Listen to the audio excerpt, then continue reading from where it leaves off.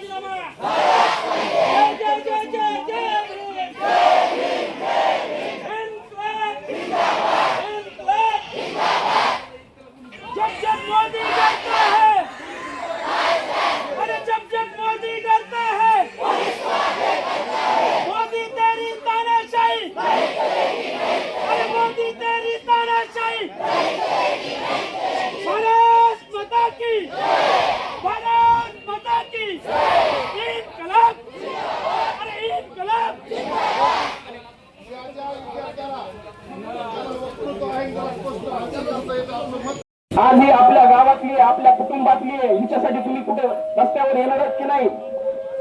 धर्मेंद्र प्रधानचा राजीनामा झाला पाहिजे. दडपशाहीचा विरोध आपल्याला करायचा आहे आणि या दडपशाहीला जे काही सर्वस्वी जबाबदार गृहमंत्री अमित शहा त्यांनी देखील राजीनामा दिला पाहिजे. नॅशनल टेस्टिंग एजन्सी ज्या संस्थेच्या वतीने ही परीक्षा घेतली जाते ती संस्था बरखास्त झाली असून आपल्याला जाती जातीमध्ये संप्रदायामध्ये वेगवेगळ्या गटामध्ये विभागून राज्य करण्याचं स्वप्न बघतात. त्यांना आज एक होऊन आपण त्यांना हे सांगितलेलं आहे, शिकवलेलं आहे की हा देश ज्या वेळेस तुम्ही तुमचा जो अन्यायाचा आणि अत्याचाराचं जे लिमिट आहे तुम्ही पार करता त्यावेळेस हे सगळे लोक या एक होतात आणि ते आक्रमण करतात. डॉक्टर बाबासाहेब आंबेडकरांनी आम्हाला सांगितलं होतं, शिका, संघटित व्हा आणि संघर्ष करा. डॉक्टर बाबासाहेब आंबेडकर आम्ही शिकलो, आम्ही संघटित झालो आणि आमच्यावर ज्यावेळेस अन्याय झाला त्यावेळेस आम्ही संघर्ष पण केला. पण या जुलमी राजवटीनं आमचा संघर्ष एखाद्या आतंकवाद्यासारखा दाबला.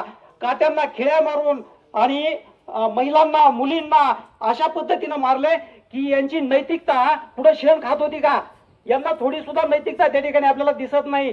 असे जर आपण रील्स आणि जर व्हिडिओ जर बघितले ना तर तशी प्रजा हे राजा ठरवता, ही सत्ता ठरवते. आपण विचार काय करायचा हे आपल्या डोक्यात पेरतायत. आपल्या शिक्षणामधून वेगवेगळ्या भाषणामधून आपल्या डोक्यामध्ये विष पेरलं जाते, आपल्यामध्ये फूट पाडली जाते, आपल्यात लढवलं जाते आणि हे याचा उपयोग करून आपल्यावर राज्य करतायत. आणि ही पहिली वेळ नाहीये. आपल्या देशावर इंग्रजांनी जे राज्य केलेले त्याच्या पाठीमागे सुद्धा हेच कारण आहे. इंग्रजांना माहित होतं न्यायासाठी आपण दिल्लीचं दार ठोकवलं, तिथे पण आपल्याला न्याय देण्याऐवजी त्यांनी आपल्यावर लाठीचार्ज केला.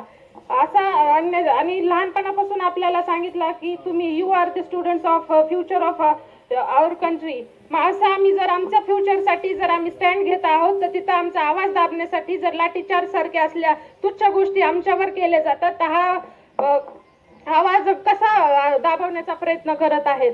आणि हे पेपर NCERTचे असोत किंवा नीटचे नाही किंवा क्लॅटचे पेपर फुटत नाहीत, युनिव्हर्सिटी लेवलचे सुद्धा पेपर इथे लीक होतात आणि ही वस्तुस्थिती आहे. आणि लेकरांना पण वाटतं की आपल्याला तर पेपर भेटतोय मग आपण कशाला याच्यासाठी स्टँड आउट करायचं. पण या गोष्टी फेस करणं हे आत्ता गरजेचं आहे, कारण येणारा भारत आपला हे डेव्हलपिंग कंट्री आहे. मग हा भारत बनवण्यासाठी आपल्याला जर उच्च शिक्षण घेण्यासाठी अब्रॉडचे कॉलेजेसचे दार ठोकावं लागतात तर मग हेच नॉलेज जर आम्हाला तुम्ही इंडियामध्ये पारदर्शक पद्धतीने जर दिलं तर याच्यात काय चूक आहे?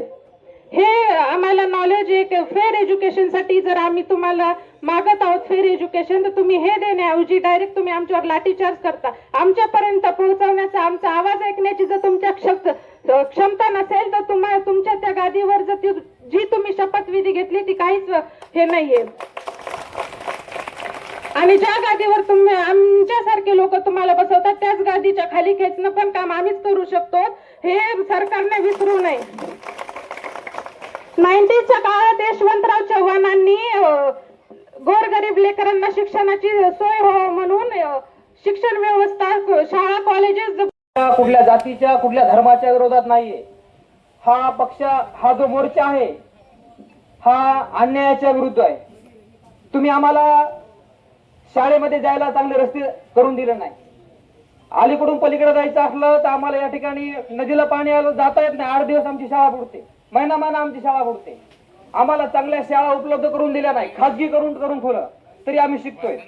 पण जर आमच्या या ठिकाणी पेपर फुटीमध्ये तुम्ही सहभागी होत असलात, जर तुम्ही आमचं भविष्यच पुढचं खराब करत असलात, तर या ठिकाणी तुम्हाला या ठिकाणी आम्ही असं सहजासहजी सोडणार नाही. हे जहाल भाषेमध्ये सांगतो आपण.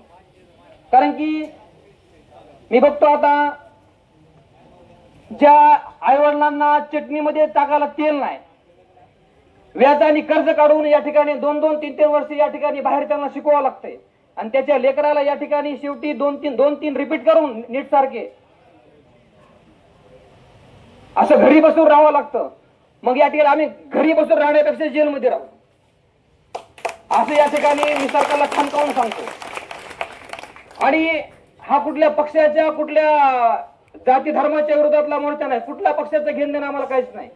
मग सत्ताधारी असतील किंवा पक्षातले असतील, विरोधी पक्षातले असतील, कोणाला सुट्टी भेटणार नाही. मग पक्षातले असो किंवा विरोधी पक्षातले असो, ज्या ज्या वेळेस अन्यायाला या ठिकाणी अन्याय होईल त्यावेळेस आम्ही या ठिकाणी पूर्ण ताकदीने उभा राहू. आणि ही जी लाट पेटलेली ही लाट विजून द्यायची नाही. जोपर्यंत आपल्याला न्याय भेटत नाही तोपर्यंत. एवढं बोलतो आणि मी थांबतो. जय हिंद, जय भारत. भारत मोदी सरकार काय म्हणते? गरीबाला शिक्षण नाही म्हणते. आणि मोदी सरकार काय म्हणते? गरीबाला शिक्षण काय म्हणते? विद्यार्थी एकजूट जिंदाबाद. जिंदाबाद जिंदाबाद. थोडक्यात आता थोड्या वेळ त्यांच्या प्रश्नावरील हा मोर्चा अतिशय शांततामय वातावरणामध्ये या ठिकाणी पार पडतोय. आपल्या वडवणी तालुक्यातील आपल्या ज्या विद्यार्थिनीवर या पेपर फुटीमुळे अन्याय झालेला आहे, त्याच विद्यार्थिनीच्या हस्ते आपण या ठिकाणी प्रशासनाला निवेदन देतोय.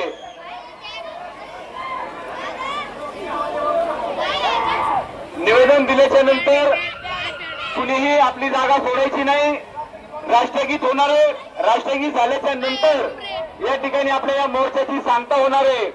राष्ट्रगीत झाल्याशिवाय कुणी आपली जागा सोडू नये.